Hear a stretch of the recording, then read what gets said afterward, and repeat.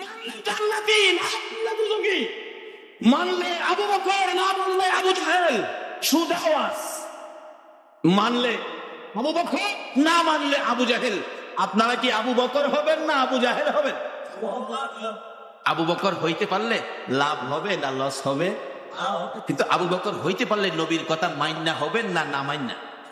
হায় হায়, নবীজির কথা আবু বকর কিভাবে যে মানতেন, অক্ষরে অক্ষরে মানতেন।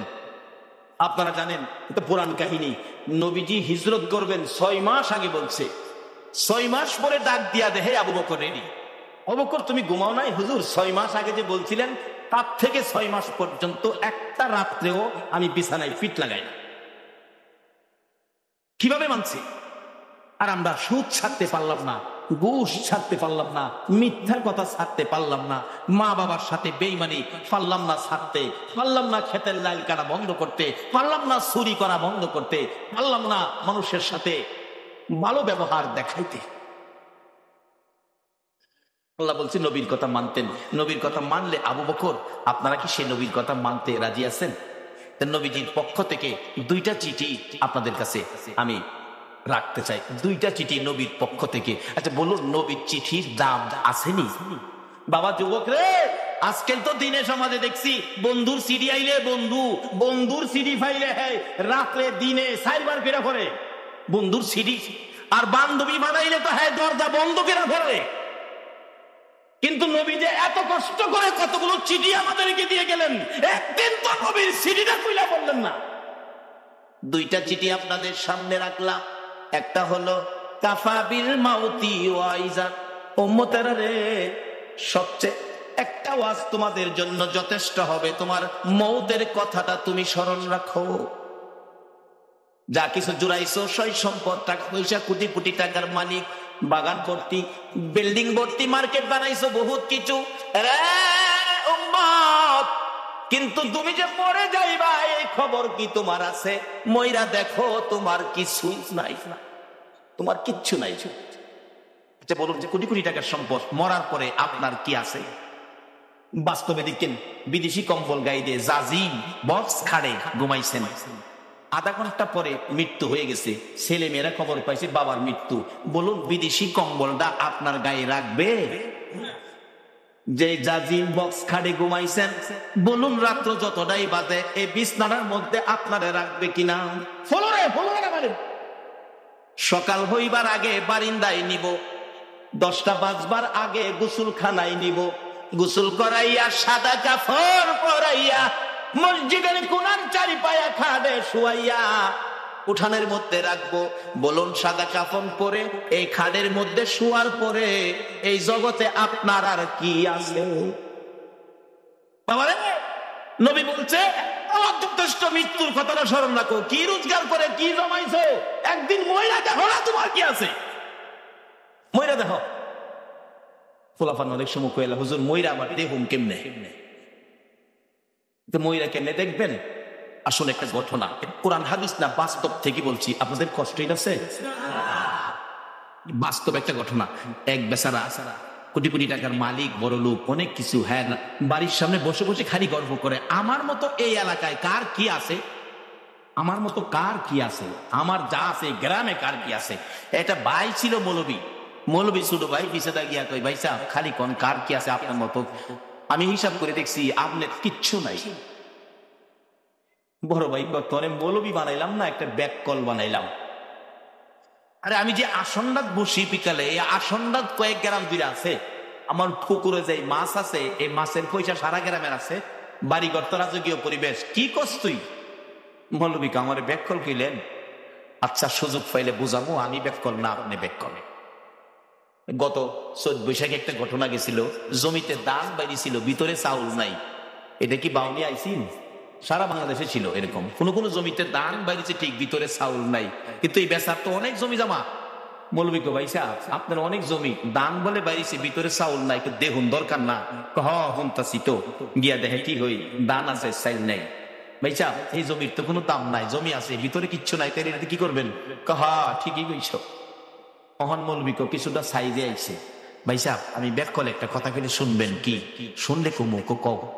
আপনি ক্ষেতের আইলো শুয়ে যাবেন, আমি সাদা চাদর দা আপনারে গুইরা কাছে বইয়া কান্দুম, আমার বড় ভাইয়ের সাথে কেটে মাইরা লিখছে, কিন্তু আমি না কোয়া পর্যন্ত আপনি উঠতারতেন না। কি হইব সেইটা পরে বুঝছেন। যা তুই কইছস ছোট ভাই মৌলবী, দেখি কি হয়। চাদর দা ঘুরছে সাদা চাদর দিয়া, কান্তাছে মৌলবী কাছে বইয়া, মৌলবী কান্তাছে কাছে বইয়া, মৌলবী কি মিছা কথা কইব? আমার বাইরে তাপে কেটে লাইছি গো, বাইরে বাইরে লাইছে।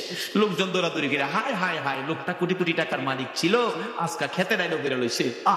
আরেকজনকে খালি খেতে আইলো না, ও আজকা তো খবরও যাইবো একবারে খালি হাত, কিচ্ছু নি তার। যে খালি কথাটাই কয় কবরে যাইব খালি হাত। আচ্ছা, এই ভদ্রলোক সব শুনতেছেনি? বাবা কি তোমার আছে? হবলে একটা কথাই কয় কবরে যাইব খালি হাত।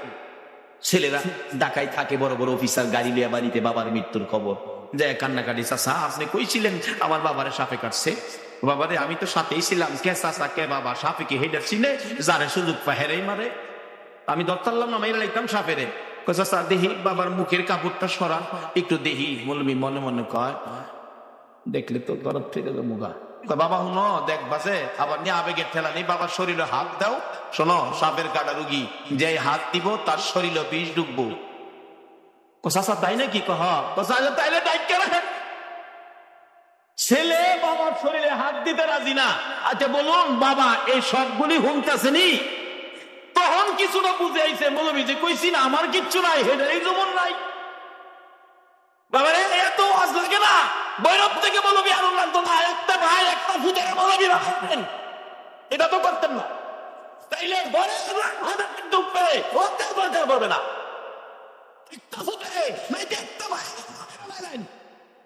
এটা করতেন না, মৌলবী অনেতেন না। কি করে দেখেন, মৌলবী বাইকে হেদায়েতের পথে নিত, পোলারা কাঁদতেছে, মায়া কাঁদতেছে, বিবি বাচ্চা সবাই খাওয়াচ্ছে। আরেক মুরব্বী আয় কই, মৌলবী সাহেব সাপে কাটছে। জি চাচা। বাবারে সাপে কাটা রুগী সহজে মরে না, সহজে মরে না। এদিকে আজকের মাহফিলের মাননীয় সভাপতি সাহেব আলহাজ নুরুল ইসলাম সিরাজি সাহেব আছেন। এরকম রুগী আসে তো, সাপে কাটা রুগী সহজে মরে না, বিষ নামাইতালে ভালোই যাবে। এই মৌলবী কয় বিষ থাকলে নে নামাইতো। সিস্টেম তো করছি, বাইরে হেদায়েতের পথ দেখাইতাম। কত চাচা আমি নিজেই যাই কবিরাজের কাছে, কবিরাজ সাপ মরছে না। বাই খালি ক আমার কি নাই, আমার মতো কার কি আছে, বাইরে বুঝাইতাম, বাইরে যে কিচ্ছু নাই। নবী এই অর্থই এই সিরিটাই তো আমরা দিয়া গেছে, কাফা বিল মাউতি ওয়াইজান, একটা ওয়াজ যথেষ্ট। মৃত্যুর কথাটা স্মরণ রাখো, মৃত্যুটাকে কাছে রাখো। কবিরাজ সাহেব 2-3 ফু দিয়া কইবেন এই বিষ এমনি নামান যাইতো না, একটা সিস্টেম করবেন। ও মৌলবী পড়াই আনছে, মৌলবী বলে ব্যাক কর। মৌলবীও কয় ভাই কইছে কি করবো বড় ভাই, দেখি সিস্টেমে ফালাই আনি বাইরে বুঝাইতারি।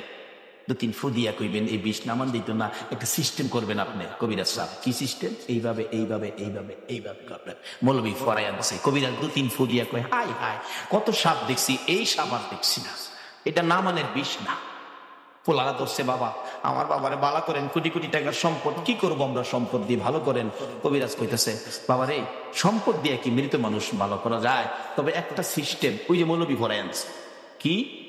বড় ছেলেকে বড় ছেলে তো চাচা আমি, তুমি একটু তোমার বাবার পায়ের কাছে খাড়াও, আমি মাথার থেকে বিষ যাইরা আস্তে আস্তে পায়ে দানিয়ে বাইর করবো, এই বিষ তোমার শরীরে গিয়ে উঠবো, তুমি মইরা যাইবা, তোমার বাবা ভালোই যাবো। বড় ছেলে তো চাচা যাইরেন না, যাইরেন না, আমি অফিসের হেড অফিসার, দায়িত্ব বেশি। বাবার মৃত্যুর খবরে তাড়াতাড়ি আইছি, বিকালে যাওন গা লাগবো, বাবার মাটি দিলে মাটি দিলাইন। বড়গুলা কি কইতাছে, বাবা হুমতাছে নিও, খালি হুমদে না, হুনে না, কান্দে। তোমার পড়ার খরচ চালানোর জন্য ফজরের নামাজ না পড়ে জমিতে কাজ করতে গেছি, হাইটা গেছি, রিক্সায় উঠছি না, একটা জিনিস খাইতে মন চাইছে খাইছি না, তোমার পড়ার খরচ বাড়ানোর জন্য, খরচ রাখার জন্য। আজকে তুমি বুঝি কও আমি রাজি না। মেজো ছেলে মাপ চাই, শুরুরা কয় ভাই এক যেহেনে নাই আমি হেনে আছি, তাই আমি মেয়ে কামিতেছে, কি করবো কি করবো, বাবার বয়স হয়েছে, বাবা জাগা জাগা। বাড়ি অন্যি কানতেছে, কানতে কানতে বাইঙ্গা কইরা যা। কবিরাজ সাহেব আমি থাইকা কি করবো, আমি মইরা যাবো, সব জায়গা আমি থাইকা কি করবো। কবিরাজ যাইবেন না আপনি? তাইলে আপনি বাবার কাছে খারাপ, আপনি যাইবেন যখন 20টা লইয়া যান, স্বামী ভালো, আপনি যান গা। রাহেন কবিরাজ যাইবেন না, দেখেন ওনার হায়াত নাই, সাপে কাটছে। হায়াত থাকলে মৌলবীরে তুই আইরারে কাটে গিল্লি গা, কাজী ওনার হায়াত নাই, গেছে গা, মারি দিলাম, আমি জিপুত লইয়া কয়দিন চলি। আচ্ছা, এই ভদ্রলোক শুনছি নিও, অথচ এই বিবি ভাইরা, আমরা সোনার বাংলার কত যুবক গর্ভধার বিমান করতে পারি করছো, মাথার গাম পাতাই ফলাই মুজদার করে যে বাবা খাওয়াইছিল, এই বাচ্চা করছো এই বিবি ভাইয়া। বিবি রাজি না। কত যুবক বিবি পাইয়া মা বাবার কষ্ট, চাকরি পাইয়া বেতন পাইয়া আলাদা খায়, নতুন ঘর বাঁধছে, জাদিম কিনছে বক্স খাট বানাইয়া, বিদেশি কম্বল গায়ে দিয়ে ঘুমায়, প্রচন্ড শীত, মা বাবা ভাঙ্গা ঘরে রে, শীতে মা বাবার ঘুম হয় না, মা জানালাটা খুইলা দেখে আব্দুর রহমান এত আরামের কম্বল গায়ে দিয়া ঘুমাইলি, মার খবর নিলি না, তোরা যেদিন আমার কুলে ছিলে রে, তোকে নিয়ে যখন আমি মা ঘুমের ঘরে ঘুমাইতাম, ডান দিকে যদি প্রস্রাব করে দিতি, আমি তোরে বাম দিকে নিয়ে শোয়াইতাম, বাম দিকে যদি প্রস্রাব করে দিতে রে বাবা, আমি মা নিজে ভিজা জায়গায় শুইয়া রে, তোরে আমি শুকনা জায়গায় দিতাম, আজকে কম্বল গায়ে দিয়ে ঘুমার খবর নিলাম। বলুন এই চরিত্রের মানুষ আমরা বাংলাদেশে আছে কিনা?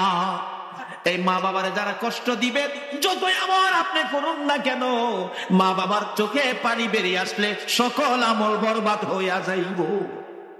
কত আমল করবেন, কত নাকি কামাইবেন? মুফতি মুহাদ্দিস মুফাসসির, মক্কা মদিনার ইমাম যদি হও, মা যদি সুতা পরিমাণ কষ্ট দাও, সব শেষ।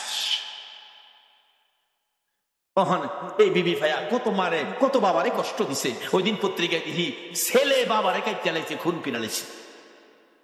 ডেমরার ঘটনা, এই 1 সপ্তাহ আগের ঘটনা মনে। আজকে যদি ইসলামে পুরোপুরি ঢুকতে পারতাম, নবীর আদর্শে ঢুকতে পারতাম, এই কাজগুলি মুসলমানদের হতো না। আচ্ছা আচ্ছা, কেউ তো রাজি না, বিবিও রাজি না। আচ্ছা, কেউ যে রাজি না, এই ভদ্রলোক সব শুনতাছেনি, তখন তার বুঝে আইছে মৌলবী যে কইছে আমার কিচ্ছু নাই, এটাই দেখা যাক ঠিক। কবিরাজ জিগায়, মৌলবী সাহেব আরো কেউ আসেনি? ছেলে মেয়ে বিবি বাচ্চা কেউ তো রাজি হলো না, জীবন দিত, এই লোকটারে বাঁচাইতো, কেউ আছে? মৌলবী চোখের পানি ছেড়ে দিছেন, ও কবিরাজ সাহেব, আর একজন মানুষ আছে রে, ইনি হলেন আমাদের গর্ভধারিণী মা। মা আছে, আর কেউ নাই, মারে নিয়ে আসেন। আসতে পারবে না, বুড়া মানুষ বিছানায় পড়ে গেছে। 2 জন নিজস্ব লোক নিয়ে যান, দৌড়ে গেলেন, যাইয়া দেখে মা রুমের মধ্যে কানতে কানতে মা বালিশ ভিজাইছে। বলুন, সন্তানের বিপদে মার চাইতে কান্দয়া পৃথিবীতে আর কেউ আছে কিনা? মৌলবী পাশে গিয়ে ডাকে, মা কানতে হবে না, তোমার ছেলে ভালো হবে, জীবিত হবে। বলস কি, কিন্তু শর্ত তোমাকে যাইতে হবে। তা আমার নিয়ে যাও। দৌড়ে দৌড়ে নিয়ে গেছে, কাছাকাছি গেলে দূর থেকে ডাক মারছে, কবিরাজ যাইস না বাবা, যাইস না, আমি মা আইছি। কাছে আসেন, আসছে, আপনার ছেলে ভালো হবে। কিভাবে বাবা, কি করতে হবে কও? আপনি পায়ের কাছে দাঁড়াবেন, বিষ জাইরা বাহির করে পায়ে দিয়ে আপনার উপরে মারবো, আপনি মরে যাবেন, ছেলে ভালো হবে। আপনাদের কাছে জানতে চাই মা রাজি হবে কিনা? আরে মা বাবার কথা মতো যে জন চলে না, বলুন, মা বাবার কথা মতো যে জন চলে না, আল্লাহ নবীজির দয়া তারা পাবি না। আইরে আল্লাহ নবীজির, আমার ক্যাসেটের মধ্যে এগুলি আছে না, নিজে লেখি, নিজেই মাঝে মাঝে গাই। যাই হোক, বলতেছিলাম, একজন রাজি। বলুন এই লোকটাকে, সবাই বলুন লোকটাকে। মা, বাবা আমি রাজি, তবে শর্ত, আমি দাঁড়াইতে পারি না বাবা কবিরাজ, আমি বসলে ওই বলি। হ্যাঁ বসতে হবে। আমি বসে গেলাম, দে সারা বিষ আমি মায়ের কলি যাইতে। আচ্ছা, এই ভদ্রলোক শুনছেনি কে আপন? কবিরাজ বলেন, মা কেউ রাজি হলো না, আপনি কেন রাজি হলেন? এবার জবাব দেন, মা কবিরাজ রে, আমার বড় ছেলে রে বাবা, এই ছেলে পেটে লইয়া 10 মাস 10 দিন কত কষ্ট করেছি আমি জানি, আর জানে আমার আল্লাহ। যেদিন আমার এই ছেলে দুনিয়ায় আসবে রে, প্রথম দিনের ব্যথা লজ্জাই কারো কাছে কই নাই, দ্বিতীয় দিনের ব্যথা জিহ্বা কামড়াইয়া সহ্য করেছি, তৃতীয় দিনের ব্যথা জ্ঞান হারা হয়ে গেছি। আমার শাশুড়ি মা দৌড়াদৌড়ি করে লোকজন জড়ো করেছে, আমার বৌমার কি হলো? মুরব্বী মহিলারা বলছে চিন্তা করেন না, অন্য কিছু না, আপনার বৌমার সন্তানাদি হবে, আপনার নাতিনাত করা হবে। মাথায় পানি দে রে, আমার বৌমার জ্ঞান ফিরে আসো। জ্ঞান ফিরে আসলে কান্দে মুরব্বী মহিলারা, গো সন্তানের ব্যথা এত আগে জানি না, আমার আর সহ্য হয় না, আমার একটা দাও দাও গো মহিলারা, আমি নিজের গলা নিজে কাইটা মৃত্যুবরণ করি, প্রসব ব্যথা সহ্য করতে পারি না। আমি দেখেছি মুরব্বী মহিলারা দাও জাতীয় জিনিসগুলো ঘরের বাইরে ফালাইয়া দিয়া দরজা বন্ধ করে দিয়েছে। আবার আবদার করেছিলাম 2 টাকার বিষ কিনা দাও, বিষ খায়া জীবন দেই, ব্যথা সহ্য হয় না। মহিলার আমার মাথায় হাত বুলাইয়া সান্ত্বনা দিয়ে বলতো, মাগো পাগলামি করিস না, সন্তানের হইতে এই কষ্ট ছাড়া সন্তানের মা হওয়া যায় না। এই মারে যারা কষ্ট দিছ, মুফতি মুহাদ্দিস মুফাসসির মক্কা মদিনার ইমাম হইয়াও আল্লাহর জান্নাতে যাওয়া হবে না। মরতে যখন হবে আসুন বাবারা নবীর কথা মাইনা আদর্শের মধ্যে ঢুকি, এই রূপগুলি পরিষ্কার করি। ডাকতেছে মা, মাগো আল্লাহরে ডাকো, আল্লাহ আল্লাহ করো, দেখো আল্লাহরে 2টা 2 জায়গায় করে দেয়। ওই মহিলা ডাকতেছে, কবিরাজ রে ব্যথা অসহ্য, চিৎকার মারতাম আল্লাহ গো কইয়া। আমার আল্লাহ বলেন, ফেরেশতারা রে আমার পক্ষ থেকে বাজেট গুলো দিয়ে দিলাম রে, যেই মহিলা প্রসব ব্যাপার যন্ত্রণায় আমার আল্লাহ কইয়া ডাক দিবে, এক একটা ডাকের বিনিময় এক একটা কবুল হজের সওয়াব আমি আল্লাহ নাম করে দিলাম। এই কষ্টের বিনিময়ে আমার আল্লাহ যদি এই দিতে পারে, বলুন সন্তানের কিছু দেওয়ার দরকার আছে কিনা? বাবারা বলতেছিলাম, এবার কেউ রাজি হলো না সন্তানের জন্য জীবন দিয়ে সন্তান বাঁচাবে, মাত্র একজন রাজি। বলুন এই লোকটাকে? এবার মৌলবী ডাহে, ভাই উঠেন, ভাই তো উঠে না, কান্দে, শুধু মুখের কাপড়টা সরাইছে। বড় বলা কই কই কি রে? চাচা কইল বাবা মারা গেছে, অহন বাপের মুখটা দেখান কেমনে? অহন বাবাও কেউর দিকে চায় না, খালি মার দিকে চায়। মা গো মা, এই জগতে আপন থাকলে তুমি আছো। মা দৌড়াইয়া যাইয়া সন্তানের বুকে জড়াইছে, বাবা গো তুমি জীবিত, আমি মায়ের কলিজা ঠান্ডা করেছো। বলুন এই জগতে কিছু আপন পাইলে কাকে পাওয়া গেছে? এটা আমার নবী তো বানাইছে। নবী বলেছে, উম্মতেরা রে তোর মায়ের পায়ের নিচে তোমার জান্নাত। এবার বলবি কই ভাই সাহেব, এবার এই জগতে আপনার কি আছে? ভাই কান্দে আর কয়, বলবি রে এইবার আল্লাহ পথ দেখাবি, আমি আগে জানি না। বাবা রে একটা ভাই বলবি রাখুন, একটা ছেলে বলবি বানান, মরতে হবে, মরার আগে মহিলা দেখে নেই আপনার কি আছে। কিছু আপন থাকলে মা, মা আপন থাকার কারণ নবী আপনত্ব করে গেলেন, মার পায়ের নিচে জান্নাতের সম্পর্ক করে দিলেন। সকলে বলুন আমিন। বাবারা ভাইরা, এবার বড় ভাই কান্দে, মৌলবী রে নাই আমার কিচ্ছু নাই, আমার কিচ্ছু নাই, আমার কিচ্ছু নাই, শুধু একমাত্র কিছু থাকলে মা। কোথায় চলেন বাড়ির যাই না, বাড়ির গিয়ে কি করবো? তো অহন কান্দেন কেড়ে, বড় ভাই কান্দে আর ডাকে, গোনার বোঝা মাথায় লইয়া কান্দেছি, মাফ করে দাও মাবুদ আল্লাহ এলাহি।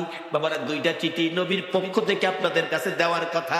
একটা চিঠি হলো কাফাবিল মাউতি ওয়াইজান, মৃত্যুটাকে স্মরণ রাখো, যথেষ্ট পদের দরকার নাই।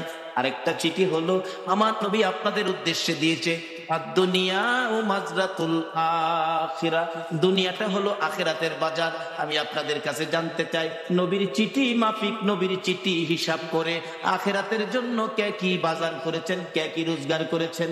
আমার নবী যেদিন বলেছে দুনিয়া আখিরাতের বাজার, সাহাবীরা জড়ো হইয়া প্রশ্ন করে, নবী গো, আমরা কিভাবে বাজার করলে লাভবান হব? আমার নবীর সাথে সাথে আরেকটা চিঠি সামনে পেশ করে দিলেন, সাহাবীরা রে, আসসালাতু মিফতাহুল জান্নাহ, এই নামাজ ধরো, নামাজটা তোমাদের আখিরাতের জন্য জান্নাতের চাবি হিসাবে পাবি। লম্বা ঘটনার সংক্ষেপ করে দিলাম। নবীর কথা যারা মানে গো, দেখুন না নবীর সাহাবীর জীবনী, যার নাম কিতাবে লেখে হযরতে আব্দুল্লাহ আনসারী, দৌড়ায় বাড়িতে গেছে, বিবি গো, ও বিবি, নবী বলেছেন নামাজ বলে জান্নাতের চাবি, বল নামাজ পড়বেনি, নামাজ আদায় করবেনি। বিবি একটা চিৎকার মারছে, স্বামী, নবী যদি বলে থাকে, আল্লাহু আকবার বলো, কে বলে থাকে? কে? মদিনার মহিলারা পর্যন্ত আমার নবীর কথার মর্যাদা দিত। মসজিদে নববীতে, ও মসজিদের পক্ষের বাইরা, কারা গো মসজিদ সামনে রেখে মাহফিলের আয়োজন করেছেন?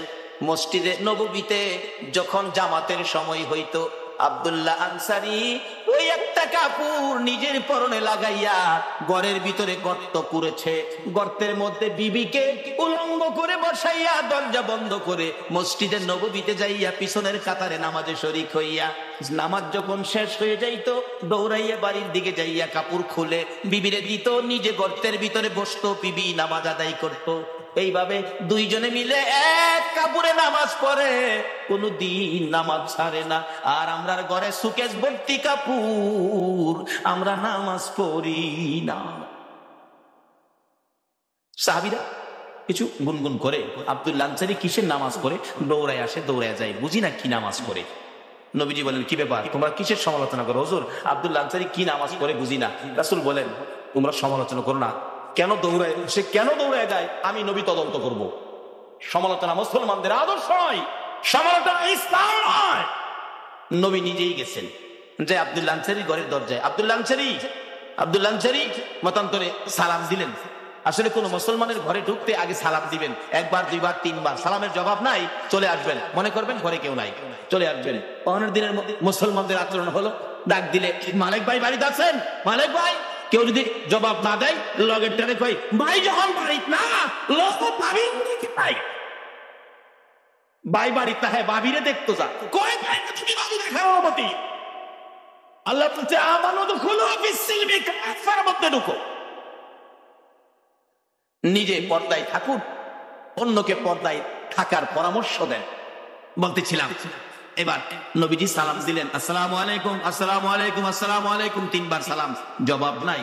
নবীজি চলে আসতেছে, আব্দুল্লাহ আনসারী গর্তের মধ্যে উলঙ্গ অবস্থায় ছিল, দৌড়ায় আসছেন, বিবি গর্তের ভিতরে ঢুকে কাপড় খুলে দিলেন, স্বামী গো, নবী আসছিল, কষ্ট পাবে, তাড়াতাড়ি যান। আব্দুল্লাহ আনসারী কাপড়টা পরে বাহির হইয়া দেখে নবী অনেক দূর চলে গেছে, দৌড়াইয়া পিছনে গেলেন। কিভাবে নবীর পিছনে ফিরাবো? ইনি এমন নবী গো, যাকে ডাক দিয়ে পিছন থেকে ফিরানো যাবে না। পিছনে যাইয়া কিতাব লেখে পাওগুলি বড় বড় করে মারছে। আওয়াজ শুনে নবী পিছনে তাকাইছে, আব্দুল্লাহ আনসারী, হুজুর, ওয়ালাইকুম সালাম, তিনবার সালাম দিলাম, জবাব দিলি না, এখন কেন জবাব দিলে? হুজুর, আপনি যখন সালাম দেন আমি শুনছি গো, কিন্তু এমন এক পরিবেশে ছিলাম রাসূলের সালামের জবাব দেওয়া সম্ভব ছিল না। কি পরিবেশে ছিলে রে আব্দুল্লাহ আনসারী? হুজুর, আপনি যেদিন বলেছেন নামাজ জান্নাতের চাবি, ওই দিন থেকে আমি আর আমার বিবি দুইজনে নামাজ পড়ি, নামাজ ছাড়ি না, কিন্তু দুইজনে মিলে নবী গো, মাত্র একটা কাপড় আমার ঘরে। মসজিদে নববীতে যখন জামাতের সময় হয়, ও মসজিদওয়ালারা, কারা এই মসজিদের পক্ষ থেকে মাহফিলের আয়োজন করেছো, আমার নবী মসজিদের জামাতের কত গুরুত্ব দিয়েছে। হুজুর, মসজিদের জামাতের সময় হলে আমি আব্দুল্লাহ আনসারী ঘরের ভিতরে গর্ত করছি, বিবিরে উলঙ্গ করে বসাইয়া দরজা বন্ধ করে কাপড়টা পরে আমি মসজিদে যাই, নামাজ শেষ করে দৌড়াই আসি, বিবিরে কাপড় দিয়ে আমি গর্তের মধ্যে বসে থাকি। এইভাবে দুইজনে মিলে নামাজ পড়ি এক কাপড়ে। হুজুর, কোনদিন নামাজ ছাড়ি না। আমার নবী বলেন, আব্দুল্লাহ আনসারী দরজাটা খুলে দে, আমি দেখি গর্তটা শরীয়ত সম্মত কিনা। কিতাব লেখে আব্দুল্লাহ আনসারী দরজা খুলে দিলেন, নবী তাকিয়ে আছে। গর্তটা এত গভীর ছিল, ভিতরে মেয়ে না পুরুষ বোঝা যায় না, মানুষ আছে কি নাই তাও ধরা যায় না। আমার নবী চোখের পানি ছেড়ে দিলেন, আব্দুল্লাহ আনসারী রে, আমি নবী বলে গেলাম, তো তোদের জান্নাতের চাবি রোজগার হয়ে গেছে। বাবার এদের ছাড়তে হবে, সাদা কাপড় নিয়ে কবর যাইতে হবে। জীবনে কে কি রোজগার করেছেন হিসাব মিলান না। আমার নবী বলেছে আজ দুনিয়া ও মাজরাতুল আখিরা, দুনিয়াটা আখিরাতের বাজার, আখিরাতের জন্য কে কি বাজার করেছেন হিসাব মিলান। মরার আগে মইরা দেখেন আপনার কিছুই নাই, শুধু 3 টুকরা কাফন ছাড়া আর কিছুই আপনার নাই। সব সম্পদ ছেলেমেয়েরা পাত করে নিয়ে যাবে। নবীজি চোখের পানি ছেড়ে ঘোষণা দিয়ে গেলেন, ও আব্দুল্লাহ আনসারী, তোদের জান্নাতের চাবি রোজগার হয়ে গেছে। পিছে পিছে যাইতেছে নবীজির আগায়া দেওয়ার জন্য। রাস্তায় উঠে যাবে, বাড়ির সীমানা শেষ। আমার নবী দেখে ছোট্ট ছোট্ট 2টা বাচ্চা একটা খেজুর গাছের গুড়ার মধ্যে এইভাবে বাচ্চা 2টারে গাছের সাথে বাইদা রাখছে। বাচ্চাগুলো কাঁদতে কাঁদতে জামা কাপড় ভিজে গেছে। আমার নবী পাশে দাঁড়ায় ডাক দিলেন, ও বাচ্চারা, তোমাদের এই কষ্ট কারণটা কি? বাচ্চাগুলো কান্দে, হুজুর রাস্তা দিয়ে কত মানুষ যায় গো, আমরা কেউ জিগায় না। ও বাবা মুসলমান, এটাও তোমার আদর্শ?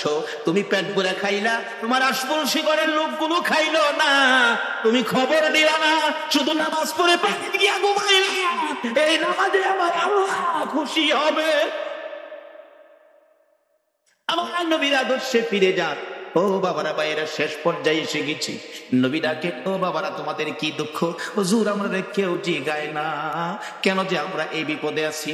তোমাদের বাবার নাম কি?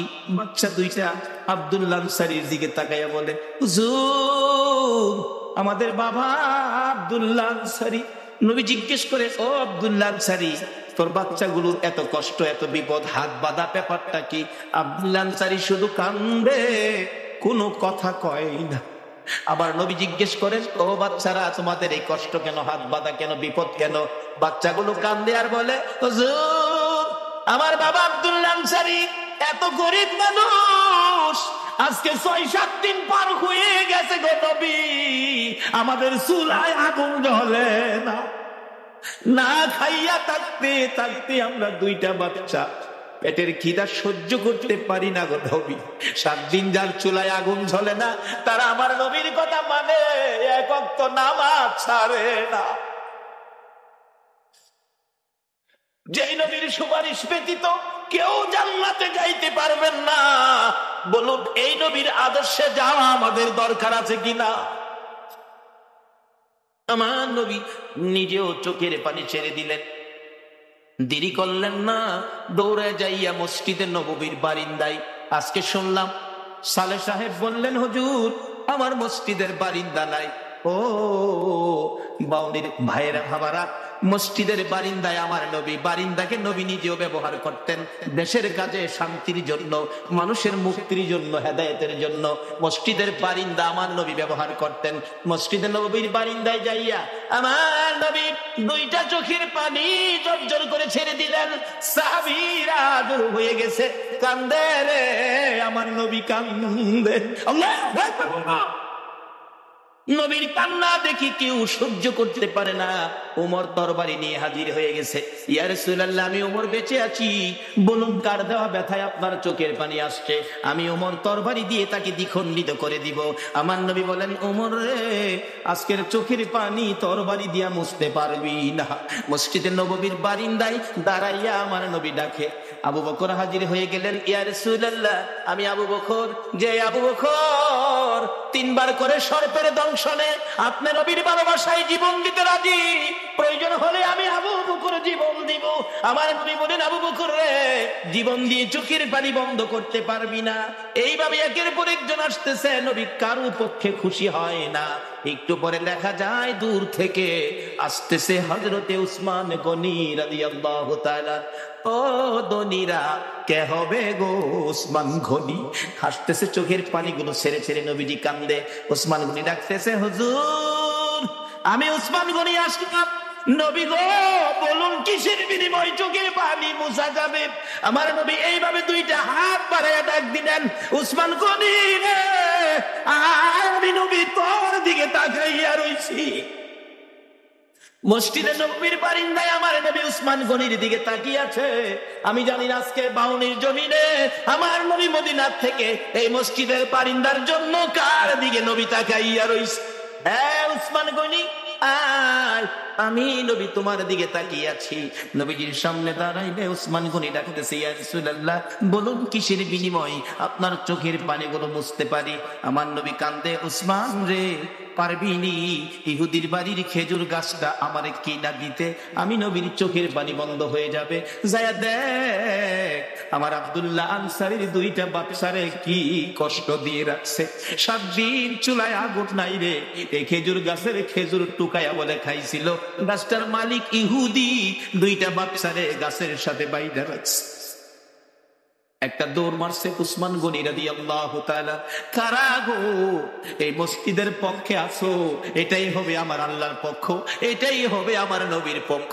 যারা মসজিদের পক্ষ থাকবে আমার নবী তাদের পক্ষে থাকবে, যারা মসজিদের বাড়ির পক্ষে গো আমার নবী তাদেরকে না লইয়া ফুলসিরাতের ফুল নবী পার হবে না। উসমান গনি ডাকিয়া, ইয়া রাসূলুল্লাহ কথা দিলাম খেজুর গাছ না নিয়ে আমি আসবো না। ডাকতেছে, ইহুদি বাড়িতে আছো? জি। খেজুর গাছটা বিক্রি করে দাও। ইহুদি কই বাড়ির খেজুর গাছ বিক্রি করবো? কান্দে উসমান গনি, রে ইহুদি নিষেধ ইসলাম আর রাসূল কান্দে রে এই গাছটার জন্য। আজকে যা চাইবি তা পাইবি, বিক্রি করতে হবে। ইহুদি কয় সুযোগ যখন পাইছি একটা গাছের বিনিময় মনের মতো ললমো। ও উসমান গনি তোমার 100 খেজুর গাছের একটা বাগান, 100 খেজুর গাছ সহ বাগানটা যদি আমারে দিয়ে দাও আমি একটা গাছ তোমারে দিব। উসমান গনি একটা চিৎকার মারছে, ইহুদি মাত্র 100 খেজুরের গাছ চাইছস রে? আবার রাসূল কান্দে।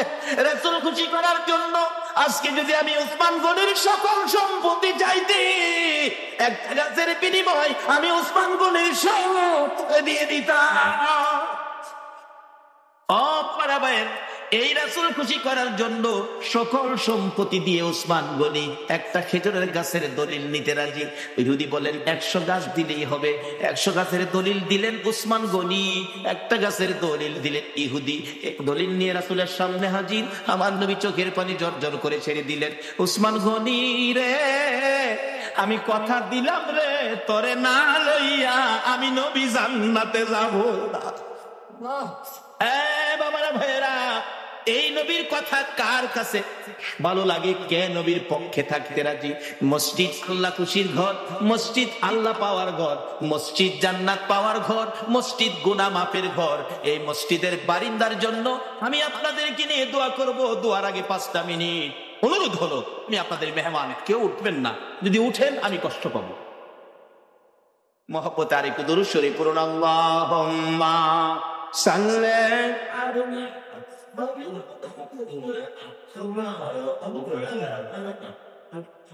ওয়ালা আলে সাইয়্যিদিনা মাহাদাল্লাহুম্মা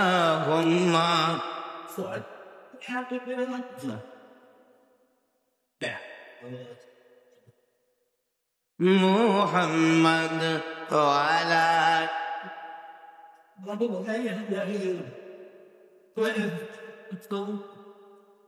নবীর মায়া ছেড়ে মানুষ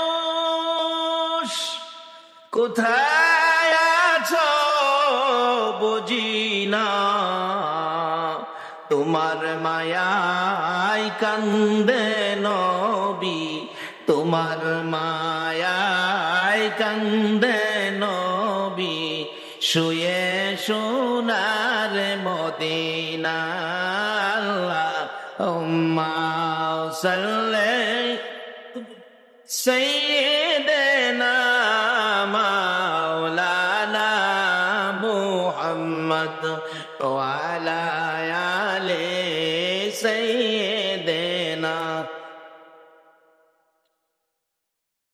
বালাগাল উলা বিকামালিহি كشفت الدجى بجمالك حسنت جميع خصالك صلوا عليه وآله আসুন দোয়া করি, আস্তাগফিরুল্লাহ রাব্বি মিন কুল্লি যামবিন ওয়া আতুবু ইলাইহি লা হাওলা ওয়ালা কুওয়াতা ইল্লা বিল্লাহিল আলিয়্যিল আযীম। আসুন দোয়া করি, দোয়ায় শরীক হন সকলে। আল্লাহুম্মা আমিন, আল্লাহুম্মা আমিন। রব্বানা যালামনা আনফুসানা وإن لم تغفر لنا وترحمنا لنكونن من الخاسرين رب ارحمهما كما ربياني صغيرا রব্বুল আলামিন, জানি না কিভাবে ডাকলে খুশি হইবা, জানি না কিভাবে ডাকলে জীবনের গুনাহ ক্ষমা দিবা। মাবুদ রে, বেবুদ শিশুর মতো দুটো করে হাত বাড়াইলাম। জান্নাতের বাগানে বসে মসজিদের পক্ষ থেকে আয়োজিত মাহফিলে জান্নাতি মেহমান লইয়া আমি গুনাহগার হাত বাড়াইলাম। মাবুদ, মায়ার নজরে তাকাইয়া দেখো কত নাইবে নবী আলেম ওলামারা হাত বাড়াইছে। মাবুদ রে, সাদা দাড়িওয়ালা মুরব্বী বাবারা হাত বাড়াইছে। খালেদ বিন ওলীদের মতো যুবকেরা হাত বাড়াইছে। পর্দার আড়ালের মা বোনেরা হাত বাড়াইছে। এই মাহফিলের সঙ্গে তুমি এই হাতগুলি কেমনে খালি ফিরাইবা গো আল্লাহ? মাবুদ, এই মাহফিলের উসিলাই, এই মাহফিলে যারা হাত বাড়াইছে, আমি নেককার বুঝি না, গুনাহগার বুঝি না, মেয়ে বুঝি না, পুরুষ বুঝি না, আজকের জন্য নামাজি বুঝি না, বেনামাজি বুঝি না, যারাই হাত বাড়াইছে গো, আমাকে সহ সকলের জীবনের গুনাহগুলো ক্ষমা করে দাও। ক্ষমা চাইলাম, জীবনের গুনাহ ক্ষমা যদি না করো, কবে জানি মৌতের চিঠি দিয়ে আজরাইল পাঠাইয়া দাও, কবে জানি গর্তে বাহির করবে রে, আর ঘরের ভিতরে নিবে না। উঠানের কিনারে পর্দা টানাইয়া জীবনের শেষ গোসল করাবে রে। আদরের সন্তানেরা ঘরের বারিন্দায় দাঁড়ায়া দাঁড়ায়া কাঁদবে আর ডাকবে, বাবা গো, পর্দার ভিতরে কিসের গোসল করো গো বাবা? মা টাইনা টাইনা বুকে জড়াবে, আইরে আমার এতিম, আজকাল থেকে তোমরা এতিম হয়ে গেছো। এতিমের ঘটনা বলতে গেলে কলিজা মানে না রে আল্লাহ। আমার বড় ভাই 5টা বাচ্চা এতিম করে কবরে। বাড়িতে গেলে আমার ছেলেরা দৌড়াই আসে, আব্বু আইছে। আমার ছোট্ট একটা ভাতিজা দৌড়াই আসা দাঁড়াইয়া থাকে, কিছু কয় না। জিজ্ঞেস করি, বাবা কি চাও, কি লাগবে, কি দরকার বলো। চোখের পানি ছেড়ে কান্দে, কেন কান্দো বলো না। আমার ডাইকা ডাইকা কয়, চাচা গো, আপনি তো একদিন 2 দিন পর পর বাড়িতে আসেন। চাচা, আমরা আব্বা কই গো চাচা, আমরা আব্বা কি আর জীবনে বাড়িতে আসবে না। এইভাবে কবে জানি কার সন্তানেরা এতিম হইয়া যায়, কবে জানি কার বিছানা খালি হইয়া যায়। ওই দিন আসার আগে তোমার ঘর মসজিদের পক্ষ থেকে আয়োজিত মাহফিলে আমরা যারা হাত বাড়াইছি গো, ফিরাইও না, ঘুরাইও না, আমরা তুমি মাফ করে দাও। আল্লাহ, জীবনের গুনাহ মাফের আসার দরখাস্তের পর আরেকটা দরখাস্ত করি, তুমি কিন্তু রাগ হইও না। আমি জানি না হাজার হাজার মানুষ এত রাত পর্যন্ত বসে হাত বাড়াইছে, টাকা চাইলে লোকেরা জায়গা, আজকে লোকগুলো গেল না, বসে রইল। আমি জানি না রে, কার মনে জানি কি দুঃখের পাহাড়, কার মনে জানি ব্যথা। হুজুর আমরার মা নাই গো, মা নাই।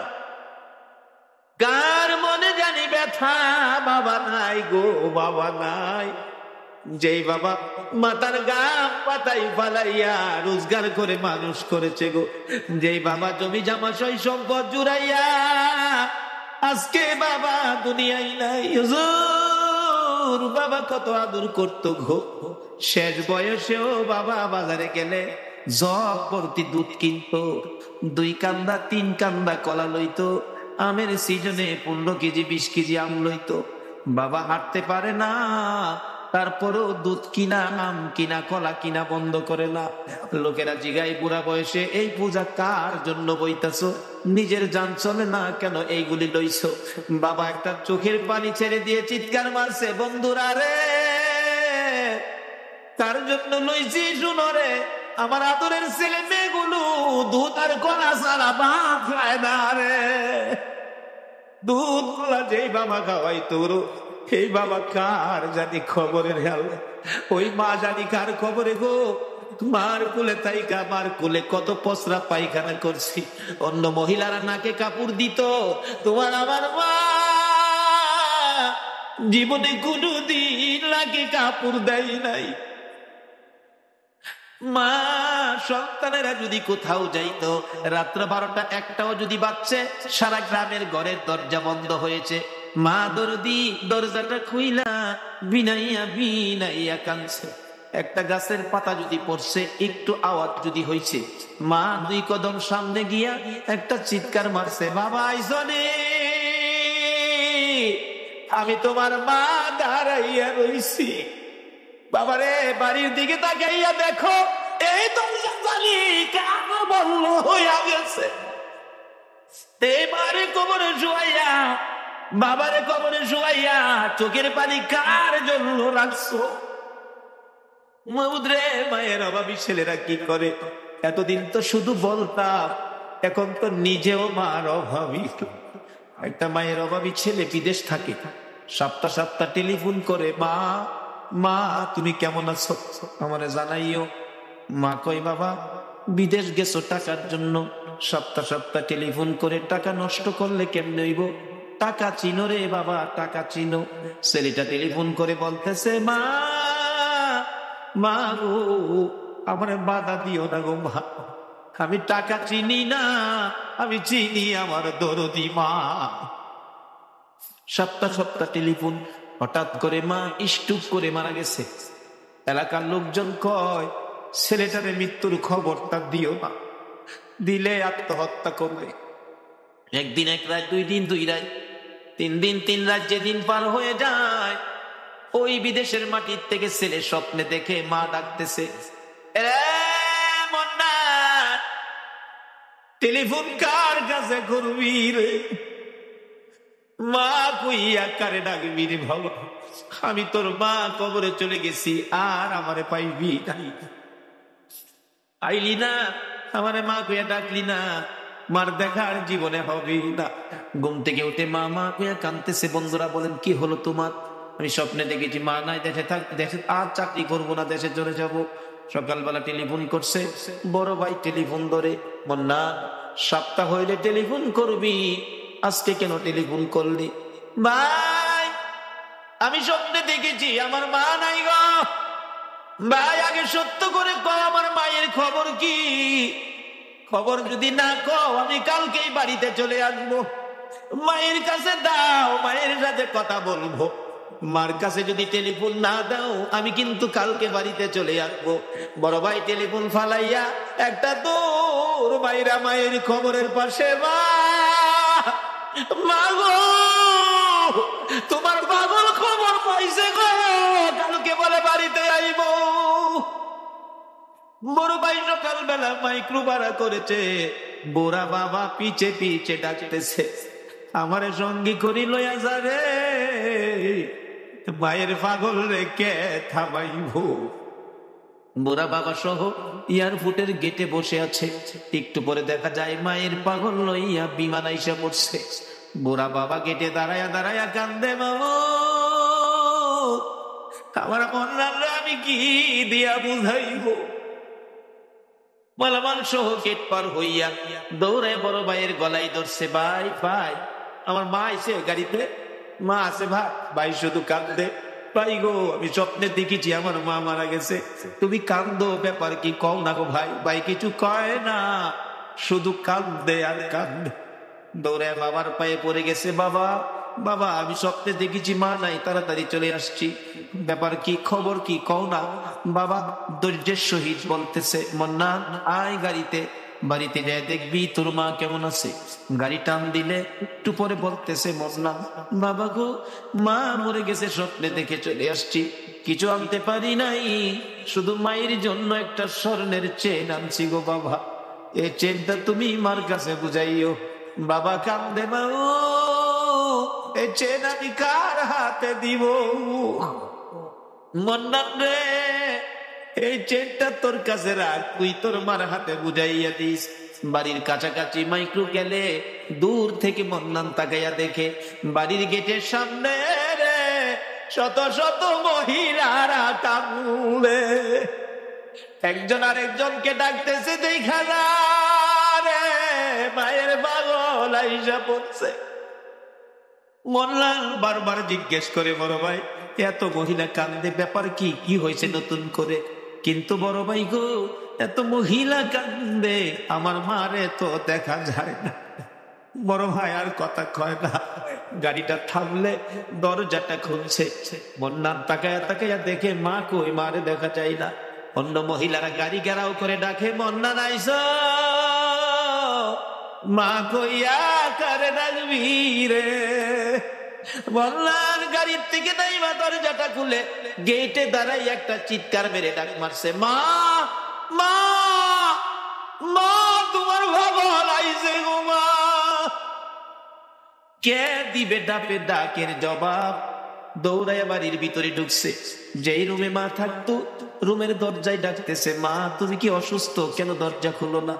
ধাক্কা দিয়ে দরজাটা খুইলা দেখে রে মায়ের বিছানা চিরতরে খালি। মার বিছানা খালি বালাইয়া কে জানি হাত বাড়াইয়া কান্দে রে আল্লাহ। বাবার বিছানা খালি, কে জানি হাত বাড়াইয়া কান্দে। এই চোখের পানি দেখলে তোমার মায়া লাগেনি, তোমার দয়া লাগেনি? আর দেরি করো না, এই মুহূর্তে ওই সকল মা বাবার কবর গুলো জান্নাতের বাগান বানাইয়া দাও। আল্লাহ গো, মা বাবা যার দুনিয়াতে আছে হায়াত বাড়িয়ে দাও। মা বাবা কেমন জিনিস বোঝার তৌফিক ছেলে মেয়েদেরকে দান করে দাও। আল্লাহ দাদা দাদি নানা নানি শ্বশুর শাশুড়ি আলিয়া ওলাদ বংশধর মই মুরব্বী পাড়া প্রতিবেশী কান্দানবাসী মহব্বতী কাজ করে পাউলির জমিনের নিচে এলাকার জমিনের নিচে তামাম পৃথিবীর জমিনের নিচে যত মুমিন মুমিনাত ঘুমিয়ে সকলের কবর জান্নাতের বাগান বানায়া দাও। আল্লাহ কাজ করে এই মসজিদের পক্ষ থেকে এই মাহফিলের আয়োজন যারা করেছে, মাহফিলে যারা সাহায্য সহযোগিতা করেছে, দূর দূরান্ত থেকে যারা মাহফিলে আসছে, সকলের বংশধর মই মুরব্বী যারা কবরে মাফ করে দাও। আমাদের মধ্যে যারা অভাবী, অভাব দূর করে দাও। আমাদের মধ্যে যারা বিমারি, বিমার শেফা করে দাও। যারা ঋণগ্রস্ত আছে ঋণ থেকে উদ্ধার করে দাও। যারা বিপদে আছে বিপদ থেকে মুক্ত করে দাও। যারা নামাজি নামাজ কবুল করে নাও। যারা নামাজ পড়ে না নামাজের বুঝ দান করে দাও। যারা ব্যবসা করে ব্যবসায় বরকত দাও। যারা চাকরি করে পদোন্নতি দান করে দাও। যারা গৃহস্থী করে জমির ফসলে বরকত দাও।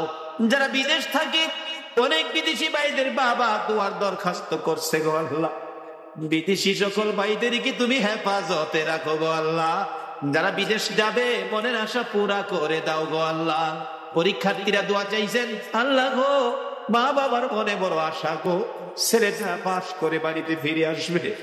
আল্লাহ গো সকল পরীক্ষার্থীদের মা বাবার কলিজা ঠান্ডা করে দিও গো আল্লাহ। আল্লাহ সকল পরীক্ষার্থীদেরকে কামিয়াবি দান করে দিও গো আল্লাহ। যাদেরকে ছেলে মেয়ে দিয়েছো ছেলে মেয়েদেরকে নেক হায়াত দাও। অকালে মৃত্যু দিও না, মা বাবার কলিজায় আগুন জ্বালাইও না। ছেলে মেয়েদের মুখে এতিমের দাগ লাগাইও না। ছেলে মেয়েদের মা বাবার হায়াত বাড়াইয়া দাও। জনাব বাদল ভাই, খুশি হলাম, কত টাকা দান করলো। 1 কেজি লবণও চাইলো না, তোমার নবীর ভালোবাসা চাইলো। মাহমুদ গো, বাদল ভাইয়ের মনের সকল আশা তুমি পুরা করে দাও। এইভাবে আরো যারা দান করেছে, যেই নিয়তে দান করেছে, সকলের মনের আশা পুরা করে দাও গো আল্লাহ। মাহমুদ গো, এই পর্যন্ত যারা কষ্ট করে তোমার নবীর আলোচনা শুনেছে, কোরআনের আলোচনা শুনেছে, সকলকে তুমি দয়ার নবী মায়ার নবীর স্বপ্নের দিদার দেখাইয়া দাও। মাহমুদ রে, মাহফিল শেষে যারা যেখানে যাবে গো, সহি সালামতে পৌঁছাইয়া দাও। যতগুলো দরখাস্ত করলাম মাহফিলের উসিলাই, দুরুদের উসিলাই, জিকিরের উসিলাই সবগুলো তুমি কবুল আর মঞ্জুর করো গো আল্লাহ। আল্লাহ গো, এই মসজিদ বারিন্দার জন্য টাকা কালেকশন করা হয়েছে আল্লাহ, আরো যা দরকার তুমি কাকে পছন্দ করেছো জানি না, যাকে পছন্দ করেছো তার দ্বারা মসজিদের বারিন্দার কাজ আগামী বছর আইবার আগে তুমি শেষ করে দিও গো আল্লাহ। যাদের দ্বারা মসজিদের কাজ হবে, শেষ হবে, সকল কি তুমি তোমার ঘরখানায় কাবা তোয়াফ করাইও গো আল্লাহ। তোমার বন্ধুর রওজা জিয়ারতের তৌফিক দিও গো আল্লাহ। ربنا تقبل منا إنك أنت السميع العليم وتب علينا يا مولانا إنك أنت التواب الرحيم وصلى الله تعالى على خير خلقه محمد وعلى آله وأصحابه أجمعين بحق لا إله إلا الله محمد رسول